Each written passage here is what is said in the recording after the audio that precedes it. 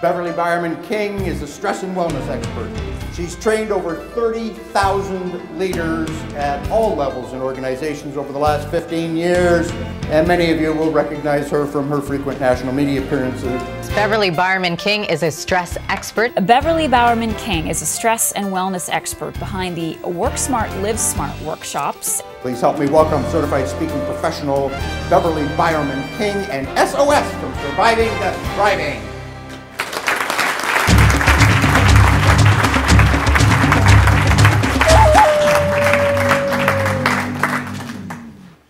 In order to survive, they say I must outwit, outplay, outlast. But there are days when I've lost my way and life seems way too fast. There's too much to do and lately I'm always behind. Children fussing, panic-stricken, forms not signed. Traffic jam, meetings late, only part way through. Thinking of lunch, not today, no time even for the loo. Doctor says relax, exercise, I'm feeling really old. Sick today, how did I catch that bloody cold? In order to survive, they say I must outlast, outwit, outplay. How can I find some meaning in my day?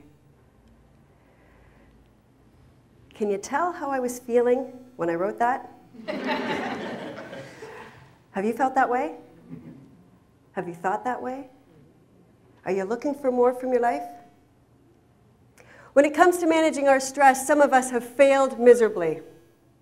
Some of us are teetering on the edge, and some of us have survived in spite of ourselves.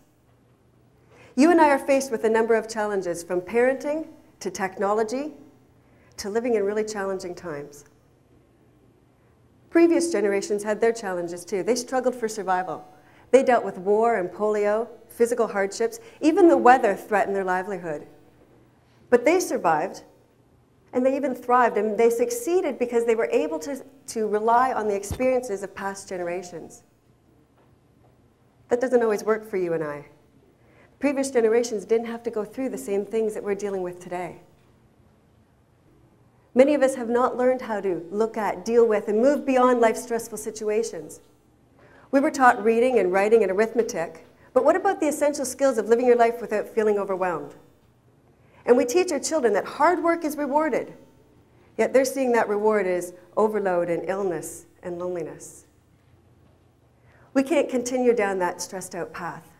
I believe that we can find a better way. I believe that we can stop stress. We can prevent it from taking hold on us. We can prevent it from having that negative impact on us. So let's get started. In your handout, you'll see that there is a stress thermometer. And you'll see in that handout that the stress thermometer goes all the way from going to explode down to ho-hum.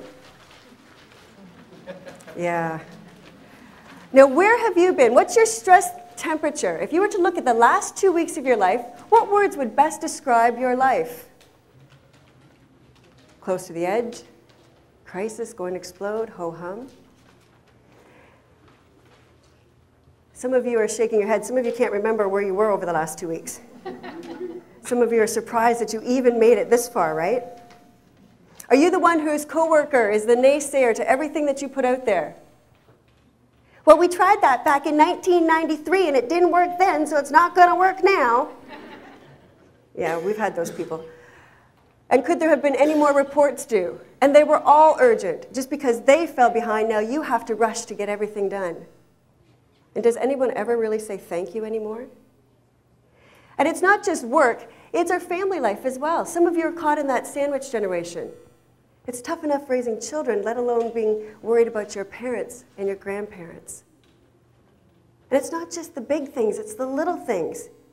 It's lineups, it's weather, it's traffic, it's laundry, it's lost keys, it's computer glitches. It's all of those little things that get in the way, that cause that frustration and that stress thermometer to rise into the danger zone. And where does your personality fit into this? Are you the perfectionist? Can't delegate it off because nobody does it the way you want it to be done? Any procrastinators in the room? You need to wait till the stress level gets way up here before you start working on things? What about worriers? Any worriers in the room? Stay awake at night thinking about the would-haves, the could-haves, and the should-haves?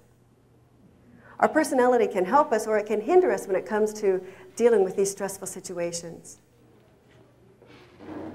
So where does that all fit? Where does that leave us? Some of you are looking at your stress thermometer and you're thinking, I'm okay. I'm at the bottom of that stress thermometer. My stress is under control. Well, the bottom isn't where we want to be either. Ho-hum means there's no reason to get up in the morning. There's no excitement, there's no energy, there's no challenge. So that's not where we want to be either.